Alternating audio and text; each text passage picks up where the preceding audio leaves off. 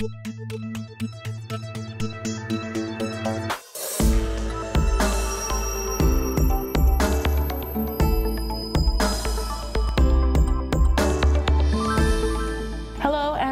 to the CTM NewsBreak, where we keep you up to date on what's happening right here in town. I'm Diane Sherritt-Steimel. Well, the vaccines are on the way, but we're still going to have to deal with the pandemic for quite a while longer. 9 months after Massachusetts became one of the first states hit hard by the coronavirus, the first doses of Pfizer's COVID-19 vaccine arrived at Lowell General Hospital. When can we expect to get the vaccines here in Chelmsford? We're still in the very early planning stages for the vaccine rollout. We know that Chelmsford's going to be getting cases to distribute among the population. We know that we're going to be able to host some clinics for some of the general population that has comorbidities and eventually everyone. We encourage folks to quote unquote like the Chelmsford Board of Health Facebook page, and we'll be sure to post any updates, flyers, schedules, things of that nature on that social media. The pandemic has certainly put a damper on the holidays, but some were determined to spread some cheer. Shelby O'Rourke has the story.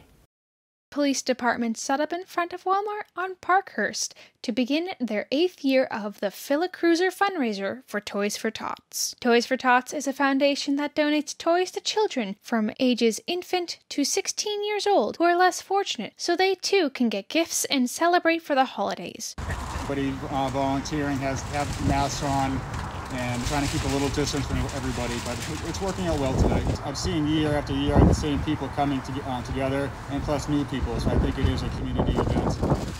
In other news, the Chelmsford Senior Center is likely getting some help. State Senator Mike Barrett, who represents Chelmsford, worked to secure an additional grant of $25,000. This year's been a really difficult one for our Meals on Wheels program.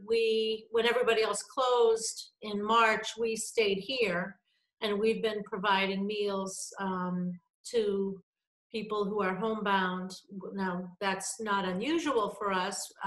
We usually do, but we usually have about 125 a day. And during the height of this, it went up to 160 a day.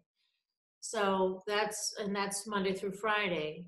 And so our costs increased, and we also have the need to pay staff members instead of volunteers for delivering meals, because we sent all of our senior volunteers home. And then also just the cost of packaging everything increased. So for a program that is usually limping along and requires funding from the Friends of the Senior Center, usually are helping to pay our bills by the end of the year, this has been a particularly challenging year. And finally, 2020 has been a tough year for a lot of reasons, but for Chelmsford's Debi Siriani, it was pretty magical. Y'all ready to see some magic? Yeah.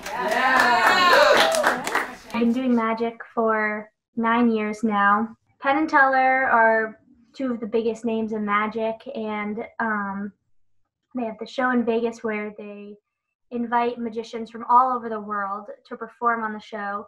And the challenge is to try to fool them with an original routine or trick that you came up with. And so beginning of my junior year of high school, I decided that I wanted to try to audition for Penn and Teller Fool Us.